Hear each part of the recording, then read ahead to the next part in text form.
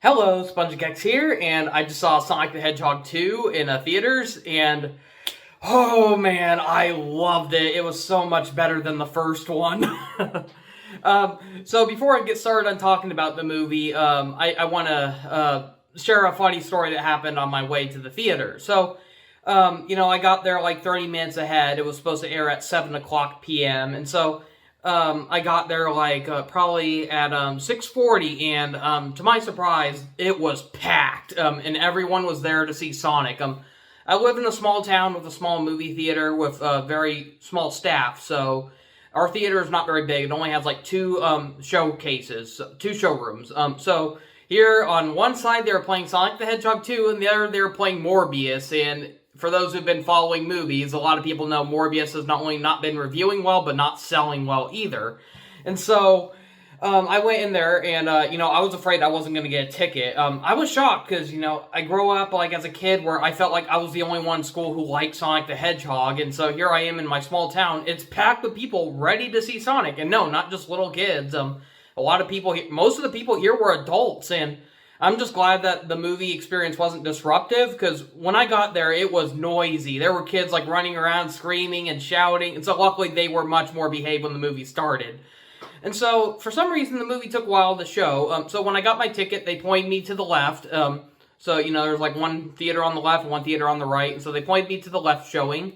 So I went in there, and then so a guy came in around 7:15, 15 minutes late for the film to start, and the guy says, are you guys, unfortunately, I know a lot of you guys want to see Sonic the Hedgehog 2, but it's sold out, so you're here in Morbius. And then, so he's saying, like, so please shut off your phones and enjoy the show. And then I said, is this a joke? My ticket, I got a ticket for Sonic the Hedgehog 2, and they pointed me here. And then the guy said, oh, I'm sorry. He's like, don't worry, the movie hasn't started yet. And so he excuse me to go to the other showroom. And then when I went in there, so Morbius, it had like only 3 people in there aside from me. And so I knew something wasn't right because, here I was in a, I've been waiting in line for minutes with like people saying how they're excited to see Sonic the Hedgehog 2. And so when I get there, there's like no one there. And I'm like, that's not right. And so that, as soon as the guy said I was in the showroom for Morbius, it's like, that explains a lot. So luckily I didn't miss out on the film, and thank goodness. So, yeah, just by the previews alone, I could tell Sonic the Hedgehog 2 was going to be so much better than the first, and it really was. I really enjoyed it. Where the first one was definitely more for, like, casual movie audiences. Like, I personally thought the movie was okay, but as a, like a big Sonic Adventure fan, I felt like there was a lot missing that really, the stuff that made me a Sonic fan in the first place, I felt like it was missing in that first film. And so they made sure to give that to the second one. So while the first one's more for casual moviegoers, the second one is a little more for Sonic fans, while still being more accessible to casual audiences. And so that's usually a big problem with, video game adaptions. Is an outsider going to enjoy this movie? And I honestly do think a lot of people don't have to grow up with Sonic to enjoy this movie. Like, if you like superhero movies, you'll probably like this. There's a lot of action. Arguably, the best parts of the first movie were the action scenes, and there were barely any in it, to be honest. It was more of like a fish-out-of-water comedy or a buddy cop film. And so this one, they brought in, fan-favorite characters, Tails and Knuckles the Echidna, and that was one complaint I had with the first movie. I thought it felt so empty. I grew up in the Sonic Adventure era, where I was introduced to all these wonderful characters, like Tails, Knuckles, Amy, Shadow, Rouge. And so it's like there was none of that in the first movie. Just Sonic and Eggman, and then Tails showing up at last minute for a cliffhanger teaser ending, And so this movie, it focused less on the human characters, although there are still some scenes where it takes away from the film, to focus on them. And luckily there's a lot less of them in this film, but there's no denying that they still kind of eat up a chunk of the film, mainly like the wedding scene. But I didn't think it was as bad as people made it out to be, because there were 2 scenes in particular that I heard some people complaining about, saying like the movie did not need that. So I was dreading it was going to be awful. And while I agree, yeah, it wasn't necessary, I don't think it ruined the movie. I still thought they were fun sequences. At the same time, I thought this doesn't feel like it belongs in this movie. It doesn't contribute to anything, really. But I'll get to those later. So, yeah, there were a lot of things in the first movie that I felt were unexplained, and this movie did a much better job at patching up loose ends. So, I thought the beginning of the first one was very rushed, where it showed Sonic as a young kid and getting separated from his parental figure. So, like, in the original, we saw how, like, there were these echidnas who were after Sonic for some reason, and Longclaw was defending him, and so she sent him to Earth. And so, in this movie, they have it where it is explained a little bit further. So you learn that, like, where Knuckles was during that whole time, you learned how, like, that was the last time he ever saw his family. So I remember a lot of people were nitpicking that in the first movie, because in the video game series, Knuckles is known as the last of the echidnas. And so in the first movie, you see a bunch of echidnas from the echidna tribe, and for those who played Sonic Adventure, we all know that the Echidna tribe was wiped out, like, years ago, and so it's a mystery to why Knuckles was the last of his kind. And so this is the only time in a media form where we actually somewhat got an explanation for why Knuckles is the last of his kind. They didn't do much to go into it, though, but they do mention it, so it shows that Sonic and Knuckles had a lot in common, despite how they're, paired up as enemies at first. But for those who played, like, the Sonic games, you already know how this is gonna go. Sonic and Knuckles are gonna, realize it was all a misunderstanding in the end and team up, because, the main plot of this is mostly a mixture of Sonic 2 and Sonic 3. So, like in Sonic 2, we were introduced to Sonic's best friend, Tails, and so I remember when watching the first film, I was wondering how the heck would Tails know about Sonic if Sonic was alone most of his childhood? All he knew was Longclaw.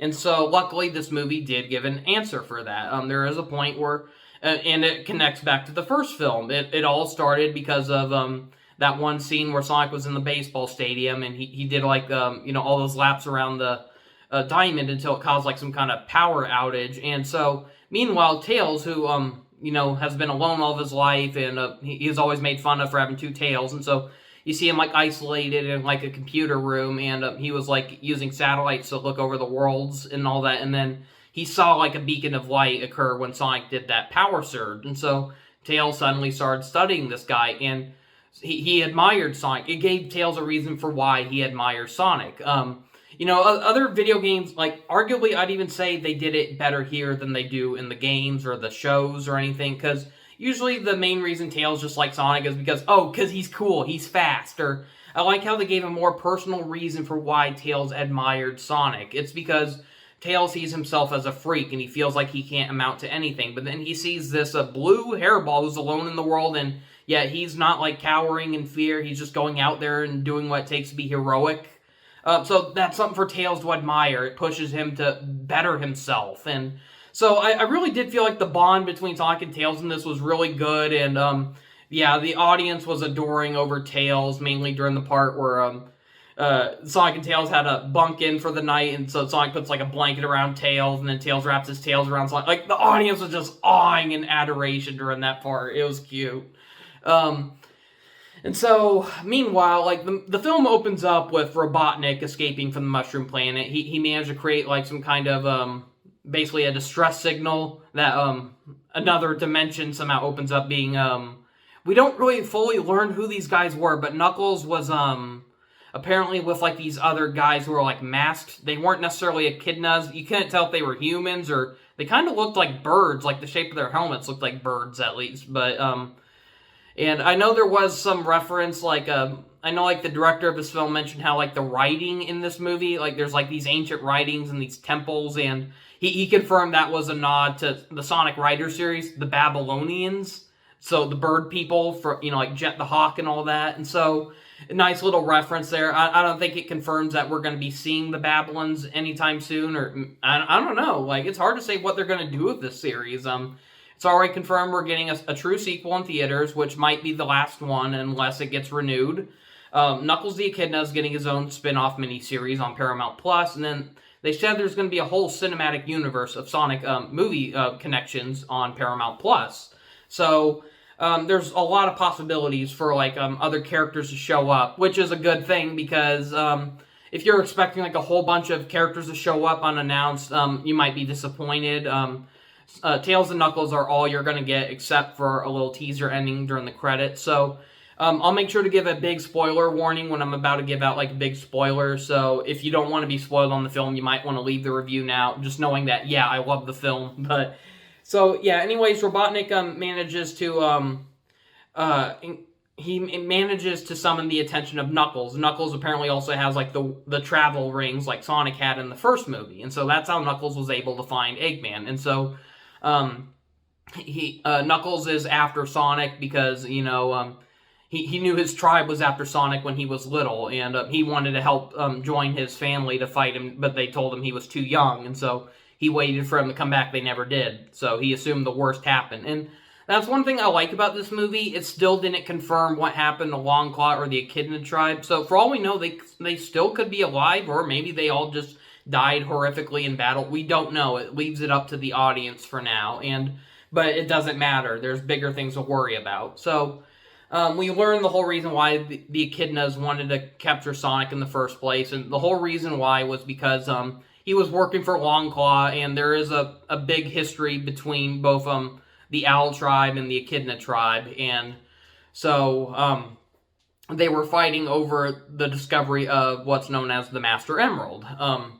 And so eventually, in the end, Longclaw's people were able to get the Master Emerald, and they hid it somewhere in some kind of temple, possibly Hidden Palace Zone from Sonic 3 and Knuckles.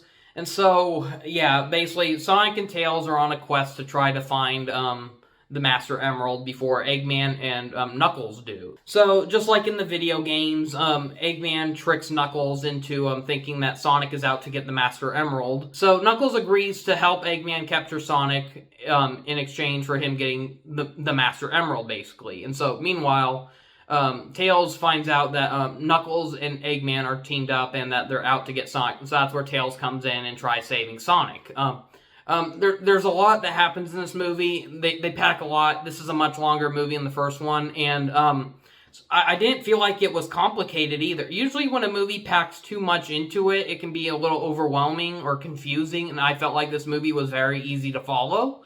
And so that's good. Here it's like you're mixing the plots of Sonic 2 and 3 together, and normally stuff like that could really end up being a mess. Just look at the last Airbender movie, how they tried cramming like a full season's worth of content into one movie, and that was a mess.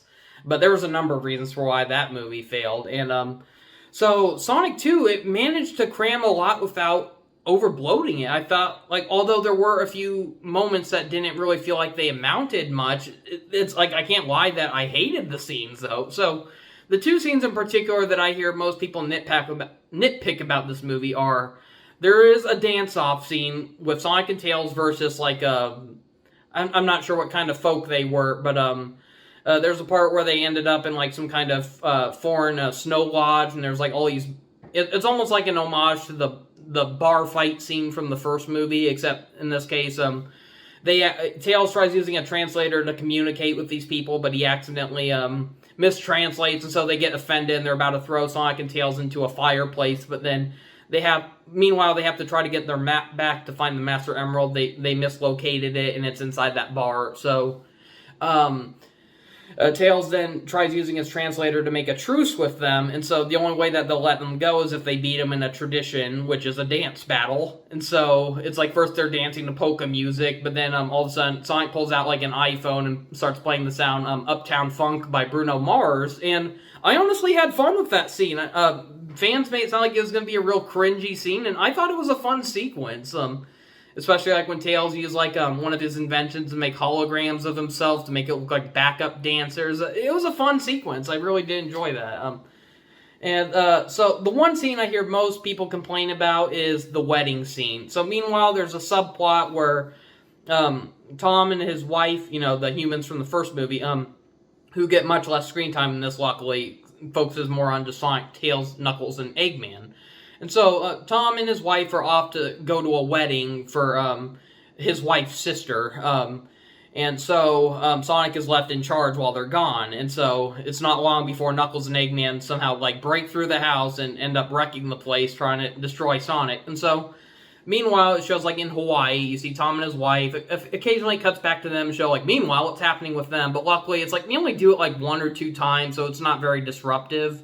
it does make, like, every time it happens, it makes you go, like, come on, go back to the other characters, this is what we're here to see, you know, but otherwise, I felt like the first one had way too many of those scenes, like going back to, like, the government in a brief meeting or something, you know, or so I felt like this one, surprisingly, it focused more on the animal characters, or Jim Carrey, and I thought it worked.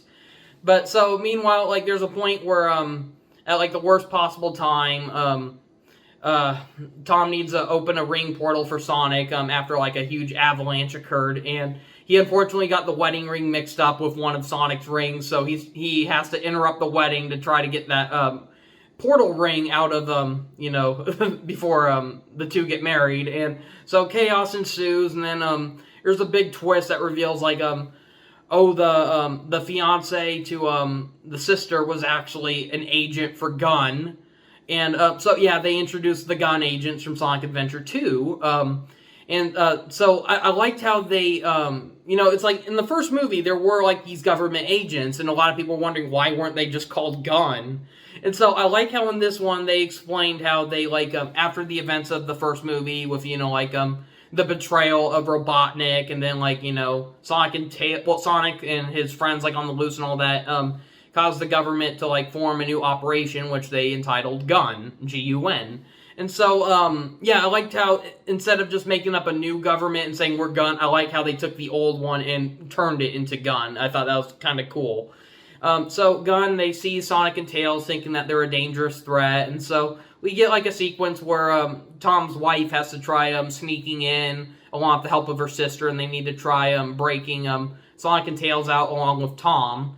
Meanwhile, her sister, she's trying to get payback on her, fiance for deceiving her like that, and it's like that goes nowhere. They try making it emotional by showing, like, the guy truly has feelings for her, and he's sorry, like, you see him even, like, complaining with, like, his commander-in-chief, like, how he feels bad for doing this, and so they try loosening things up between them, and then it's like you don't see him for the rest of the movie. So, with that said, I can see why fans weren't happy with the scene, because they came to see Sonic the Hedgehog, and it almost feels like it turns into a completely different movie. It feels like a rom-com all of a sudden, but to be fair, I've seen this done much worse. I saw the Tom and Jerry movie last year, so, you know, that was a movie that basically took that whole concept and turned it into the plot. The whole point was, oh, there's a big, important wedding going on. I hope the main cartoony characters don't ruin it. And so, at least here, it was just a small scene of the movie. Like, it probably just took up, like, about less than 10 minutes. So, people made it sound like it was a real waste of time. And, I don't know, like, I can at least say, like, there were some funny moments during that. And it did kind of, like, if anything, it mostly served as a halting point for Sonic and Tails. Because one minute, you know, like, things are getting out of control with Robotnik and Knuckles. They need to stop them, but then they get captured and caged. So, this is basically just, a way for them to fall behind so they can catch up later to Robotnik. So, eventually, Sonic, he realizes that Tails got hurt earlier because of him, and he doesn't want to put him in any more harm. So, while Tails is knocked out, he tries going on his own to confront Knuckles and Robotnik. And so, eventually, he makes it to the big temple, which is possibly Hidden Palace Zone, mixed with, I like how there are references to a lot of Sonic levels in this.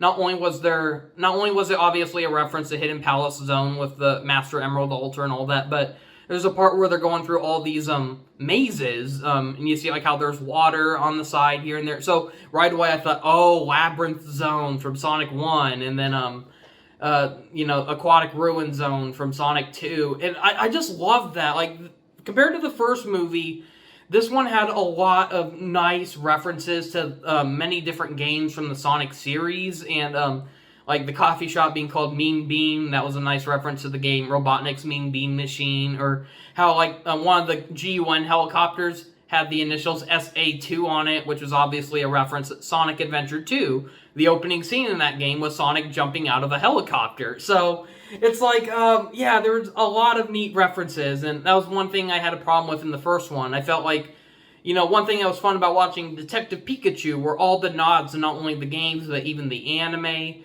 And so I felt like the Sonic movie, while it had a few references, not a whole lot of them.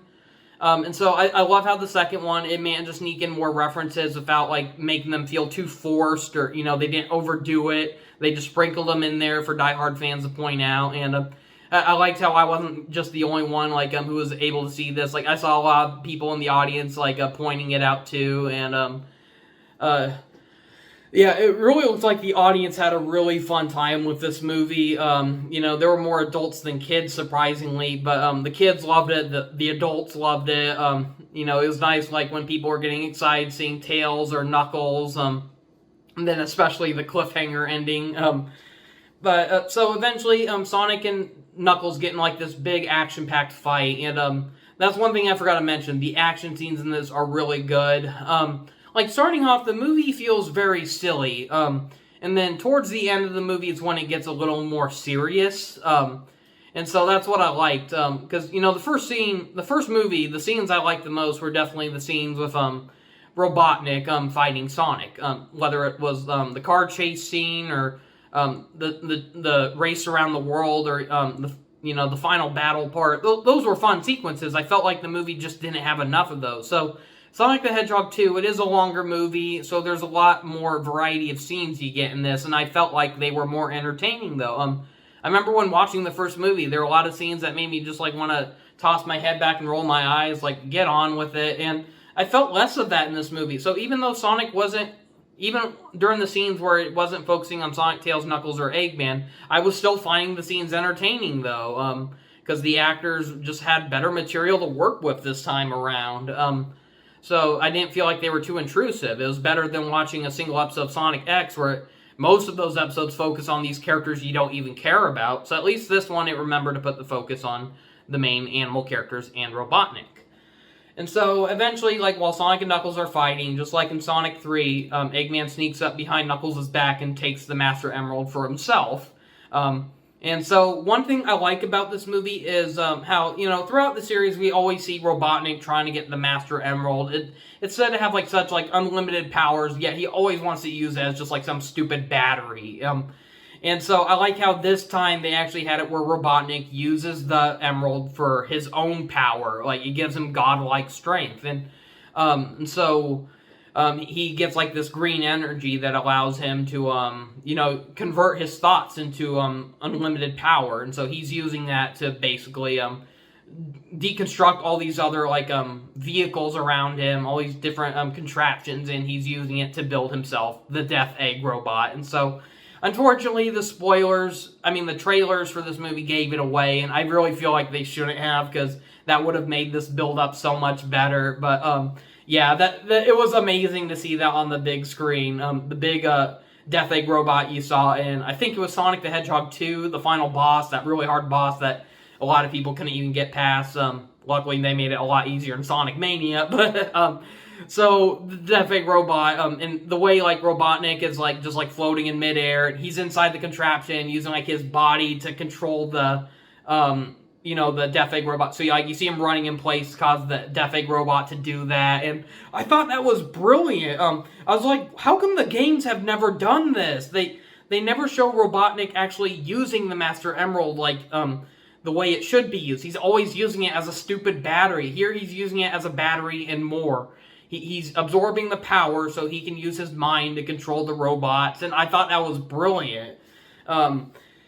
And so, we get, like, this cool epic scene where eventually, after Knuckles realizes he's been tricked, Sonic and Knuckles end up saving each other, and they end up making a truce, and so then they meet up with Tails, who stole, like, well, not necessarily stole, but eventually Tails borrowed an airplane that was used for the wedding, and so apparently that was our Tornado here. Tails has the plane called the Tornado in the games, and so, the big red plane, and so here it's, we don't necessarily have the Tornado, but that's the closest we have. Just Tails borrowing that red airplane that had, like, a marriage message banner behind it, and so he's flying that around. He was able to find Sonic and Knuckles on an island, and so they team up and they decide to work together to try to get the Emerald away from Robotnik, and so major spoilers coming up.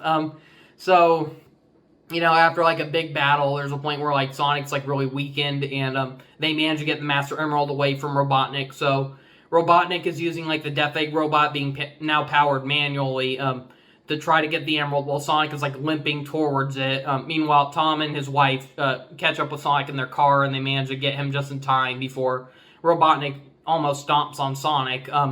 And so eventually they get cornered, and the Death Egg robot's about to stomp them to death.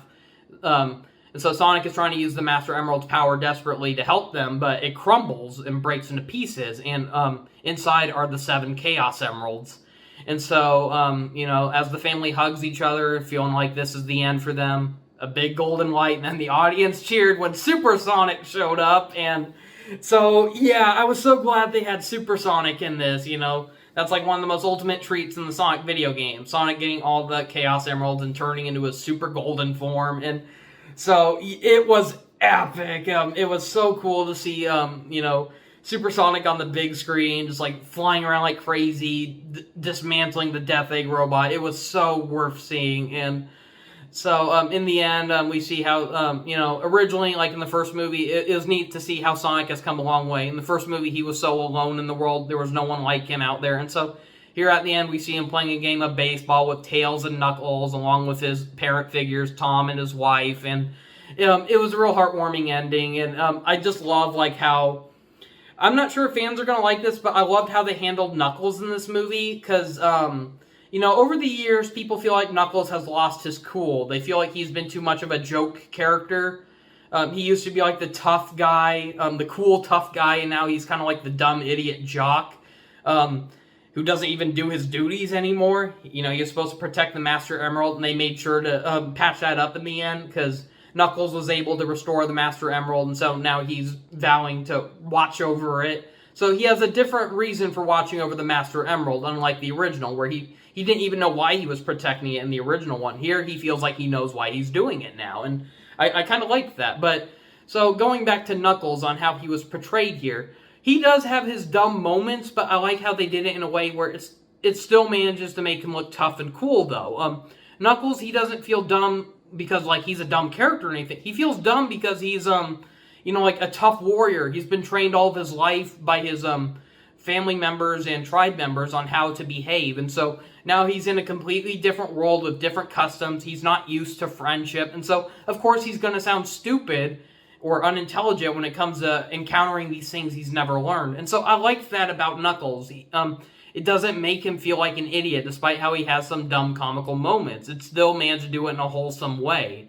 He just feels like a guy who's learning, you know, and so it's kind of funny to, like, you know, see him not understanding the rules of baseball, but then still getting excited over it in the end, you know, after he hits the ball with his fist instead of the bat, and he's, you know, excited that he did that. And it's kind of charming, you know. I liked how they handled Knuckles in this movie. And Tails is about the same as always. He's just like, starts off kind of, you know, very cute and timid, but then over the course of the movie, he gains a little more strength thanks to Sonic's encouragement. And, this is what the first movie was missing, and I'm glad the second movie delivered. It gave Sonic his friends, and it made them likable. It did not ruin them like some of the later games did. I'd say my only criticism is I really wish they brought Amy into this, because it's a shame, because, you know, technically Amy was supposed to be there before Tails and Knuckles, and since this is kind of going down the list of the games from when the characters were introduced, it feels like they intentionally skipped her and Metal Sonic. And so, hard to say if Metal Sonic will be in the third one, but, so here's the big spoiler. So, after the credits, it cuts back to, the gun agents, and it reveals that they found something, like, something hidden underground that's, like, 50 years old, and right when you hear that, you're like, oh, and then it shows a container, and it shows inside Shadow the Hedgehog. So, the next movie, Shadow the Hedgehog might be our villain. And so there's just so many ways they could do this, because the director already mentioned, he already gave a heads up that there will be an end credit scene, and then he also mentioned how this doesn't necessarily mean that the sequel will follow the events of the video games. So it means that they're going to change a lot of things. So all we know is that Shadow is going to be introduced, and it still acknowledges that he was an experiment that was kept hidden for like 50 years. But aside from that, what much more are they going to bring to the table? Are they still going to have Shadow's tragic backstory? If so, that would definitely make that movie a gut punch for those who've never, heard the story of Sonic Adventure 2.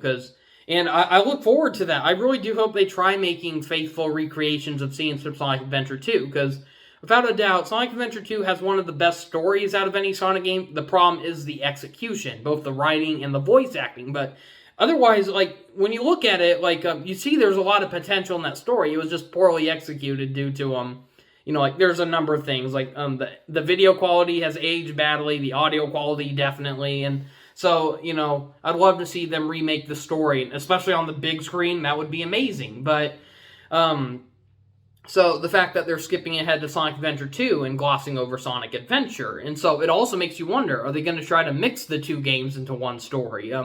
Meanwhile, while you have Shadow the Hedgehog returning, what if they brought Chaos into the mix? So, like, during the final battle, instead of it being the Biohazard being the final boss, what if it was Perfect Chaos instead? And so it opens a lot of possibilities. I mean, there's still plenty of characters they could still introduce in the next one. Hopefully, I'm hoping they'll introduce characters like Amy, Metal Sonic, but with Shadow, it possibly implies that maybe Rouge will show up. I don't know, but the big question is, will Eggman return? Because there's a number of reasons for why he might not come back.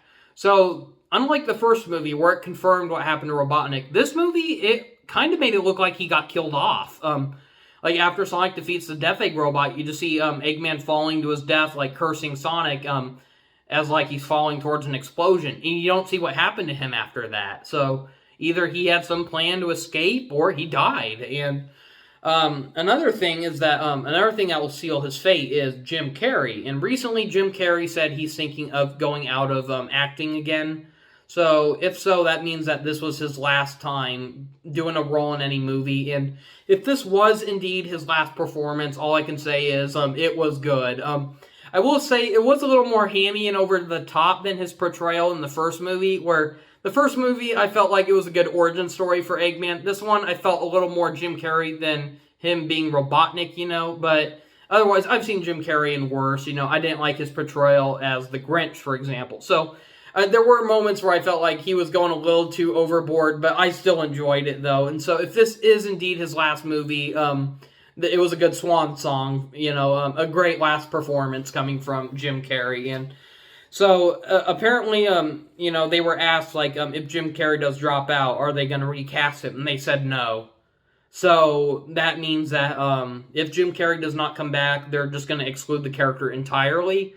So I guess the only way we'll see Robotnik return is if Jim Carrey's still on board. And so this ending is a perfect way to either kill him off or possibly explain a comeback for him later. We don't know. It's all up to Jim Carrey. But for right now, Jim Carrey thinks he's done. And if so, we're just going to have to accept that. But it would be really hard to go on without him, though, especially with Shadow the Hedgehog being introduced. Eggman played a very important part in Shadow's story, both being like the one who breaks him out in the beginning. And so here, it's like we already know that the government's found Shadow, so that hints that it'll take place right before the events of Sonic Adventure 2.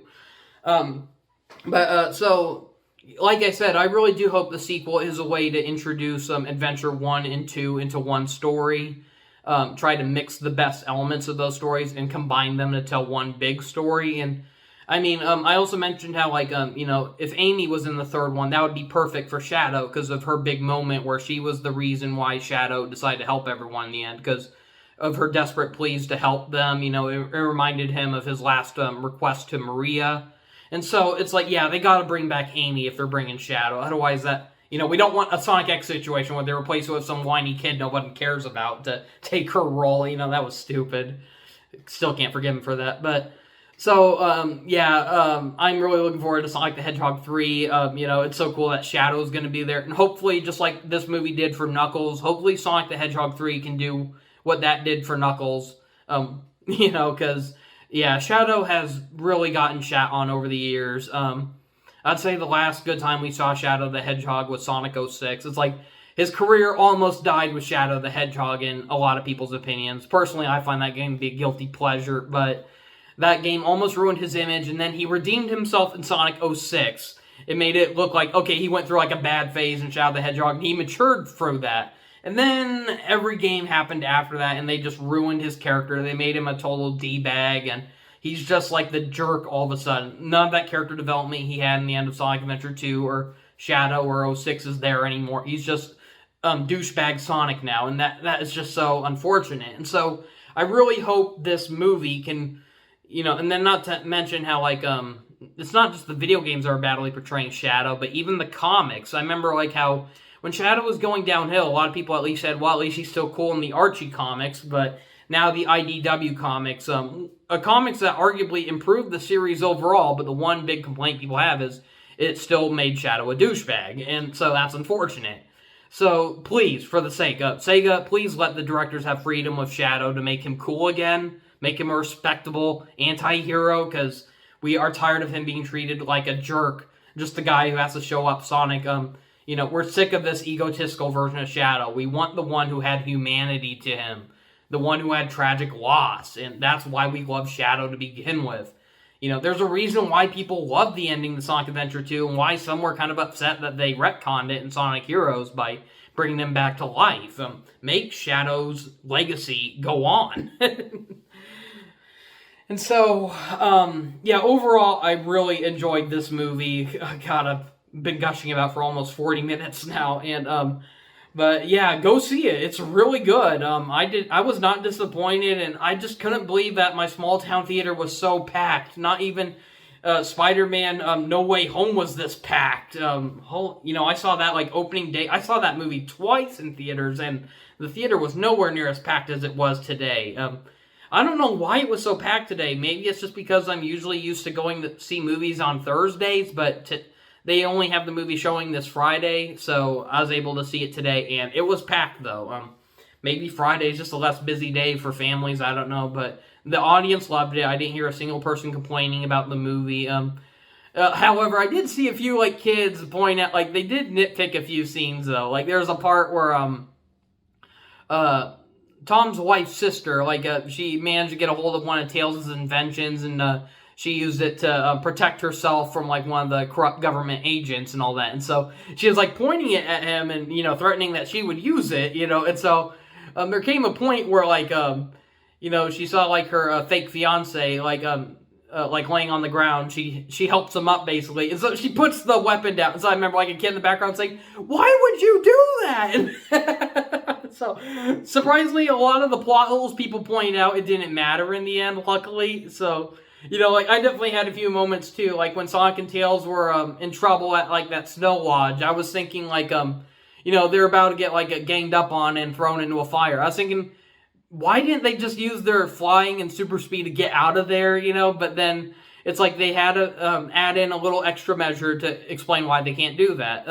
So right when you're starting to realize, like, why didn't they do it, Sonic points out that he left the map on the table, and now it's too late for them to get it because they've already been grabbed, And so it's like, okay, at least they tried making a reason for why running out of there wouldn't have worked, because they would have realized, oh, they have the map back there. So it's like either they had to force in some conflicts, and so it's like right out of the top of your head, you're thinking, oh, why didn't they just do this? But then the movie has to come up with some excuse for why they can't, and so at least it was being attentive. It was kind of messing with the audience during a few parts. So overall, it's a really fun movie. So much better than the first. I'd probably give it, I'd probably give it like an 8.5 or 9 out of 10. It was really fun. I really enjoyed it. Well, that's all I have to show for now. Thank you for watching. See you next time, and have a great day.